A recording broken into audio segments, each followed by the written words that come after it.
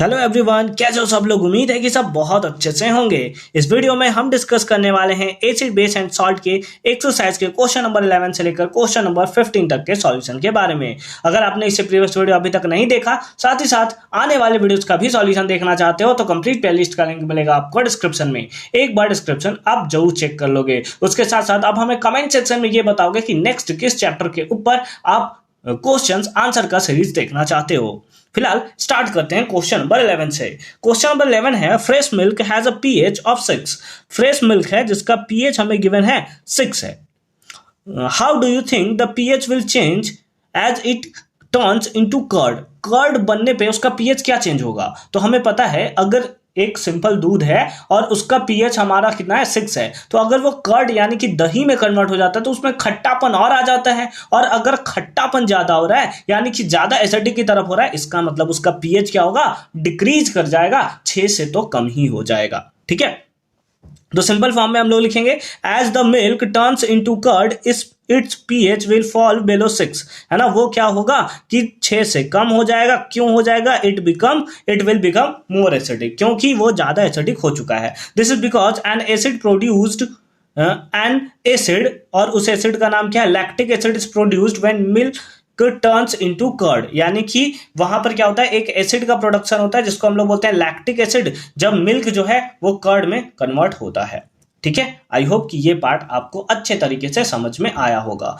12th question में चलते हैं। A milk man adds a very small amount of baking soda to a fresh milk. है ना, यानी कि एक मिल्क मैन है जो क्या करता है, small amount of baking soda जो कि बेसिक होता है नेचर में, वो मिल्क में ऐड करता है। रीजन क्या है, तो ऑप्शन नंबर ए में दिया हुआ है why does he shift the pH of the fresh milk from 7 to slightly alkaline. है ना, यानी कि उसको एल्कलाइन की तरफ, बेसिक मिलाकर वो एल्कलाइन की तरफ स्लाइटली क्यों शिफ्ट कर रहा है। तो सिंपल सा रीजन है कि अगर दूध जिसका पीएच 6 है, अगर वो बेकिंग सोडा ना मिलाए तो हो सकता है 6 से उसका कुछ टाइम के बाद धीरे धीरे पीएच कम होता चला है और वो कर्ड में कन्वर्ट हो जाए, क्योंकि 6 से कम पीएच होना बहुत जल्दी आसान होगा। बट अगर वो उसमें बेस मिला देगा तो पीएच जो इसका अभी दूध का 6 है वो बढ़कर 8 हो सकता है, 9 हो सकता है, ऐसा हो जाएगा। तो फिर उसको कर्ड बनने में बहुत ज्यादा टाइम लग जाएगा और दूध बहुत टाइम तक सेफ रहेगा। तो सिंपल सा लिखेंगे fresh milk is slightly acidic naturally, fresh milk is made of slightly alkaline by adding a little of baking soda so that it may not gets sour easily. है ना, वो जल्दी क्या हो कि सॉर ना हो, खट्टा ना हो, due to formation of lactic acid. किसके फॉर्मेशन के कारण, तो लैक्टिक एसिड के फॉर्मेशन के कारण। अब इसके बी पार्ट में देखो क्या है, why does the milk take a longer time to set as curd. तो क्योंकि अभी हमारा जो मिल्क है वो स्लाइटली कैसा हो चुका है, अल्कलाइन हो चुका है, इसीलिए ये क्या होगा, लॉन्गर टाइम लेगा कर्ड में कन्वर्ट होने के लिए। क्योंकि लैक्टिक एसिड का जो फॉर्मेशन होता है वो कब होता है, तो during curdling of the first neutralization and then alkali present in it. है ना, यानी कि सबसे पहले वो क्या होगा, एसिड था, उसमें हमने बेस मिलाया, अल्कली सॉल्ट और वाटर का सॉल्यूशन करेगा, यानी कि वो न्यूट्रलाइज हो गया। अब न्यूट्रलाइज हो चुका है तो फिर से उसको एसिडिक जाने में थोड़ा टाइम लगेगा और तब तक दूध हमारा सेफ बना रहेगा। फिर आते हैं क्वेश्चन नंबर 13 के ऊपर कि 13 क्या है। क्वेश्चन नंबर 13 में है plaster of Paris should be stored in the moisture proof container. है ना, यानी मॉइस्चर प्रूफ कंटेनर में रखा जाता है प्लास्टर ऑफ पेरिस को। इसको एक्सप्लेन करना है कि क्यों ऐसा होता है। तो सिंपल सा रीजन रखेंगे हम लोग इसका कि पीओपी यानी प्लास्टर ऑफ पेरिस को मॉइस्चर फ्री कंटेनर में इसीलिए रखा जाता है ताकि उसके पास अगर वाटर का प्रेजेंस आ गया तो फिर वो वाटर के साथ रिएक्शन करके जिप्सम यानी कि एक हार्ड मास का फॉर्मेशन कर देगा। यही रीजन है कि उसको बचाने के लिए, ताकि वो एक हार्ड मास में कन्वर्ट ना हो, जिप्सम सीमेंट का फॉर्मेशन ना कर दे, इसीलिए उसको मॉइस्चर फ्री कंटेनर में रखा जाता है। तो सिंपल फॉर्म में हम लोग लिखेंगे plaster of Paris should be stored in the moisture free container because the presence of moisture can cause its slow setting by bringing about its hydration. This will make the plaster of Paris useless after some time. इसीलिए क्या होगा कि plaster of Paris जो होगा वो useless हो जाएगा कुछ टाइम के बाद, इसीलिए उसको मॉइस्चर फ्री या फिर मॉइस्चर प्रूफ कंटेनर में रखा जाता है। क्वेश्चन नंबर 14 पे आते हैं। 14 क्या है, What is the neutralization reaction? Give two example.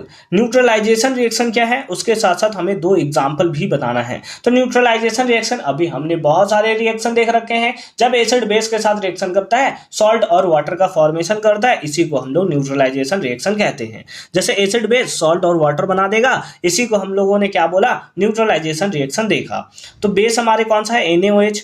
Acid कौन सा है, H2SO4। तो सॉल्ट बन गया और यहाँ पर वाटर का फॉर्मेशन हो गया। सेम केस है, ये मैग्नीशियम हाइड्रोक्साइड हो गया हमारा बेस, ये हमारा हो गया एसिड, ये हो गया सॉल्ट एंड वाटर। ये भी हमारा किसका एग्जांपल है, न्यूट्रलाइजेशन रिएक्शन का ही हमें एग्जांपल देखने को मिलेगा। आगे चलते हैं, last question, that is question number 15। Question number 15 क्या है, give two important uses each of the washing soda and baking soda.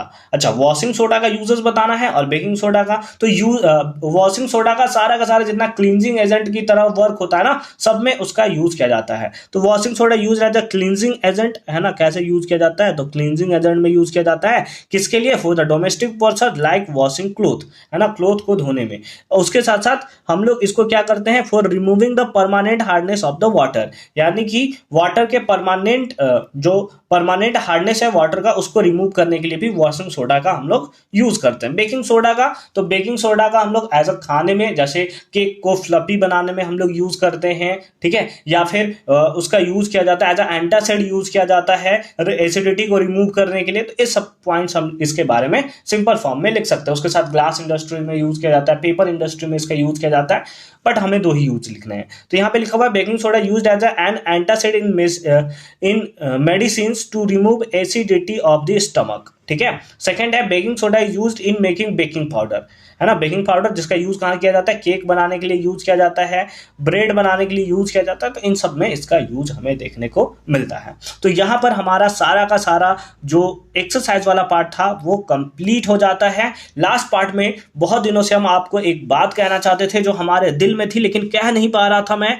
आप सभी लोग इतने मेहनत करके इधर आते हो, हमारा वीडियो आपको पॉपअप होता हुआ दिखते हैं, उसको आप देखते हो, उसके लिए दिल से थैंक यू। नहीं देखते हो तो फिर तो आप ये देखते ही नहीं होगे, तो फिर आपको थैंक यू कैसे बोल सकता हूँ मैं है ना। मिलते हैं आपसे अगली वीडियो में, तब तक के लिए अच्छे से पढ़ाई करते रहो। All the very best. Comment section में बता दोगे कि नेक्स्ट किस चैप्टर के ऊपर आपको सारा का सारा क्वेश्चंस का आंसर सीरीज चाहिए।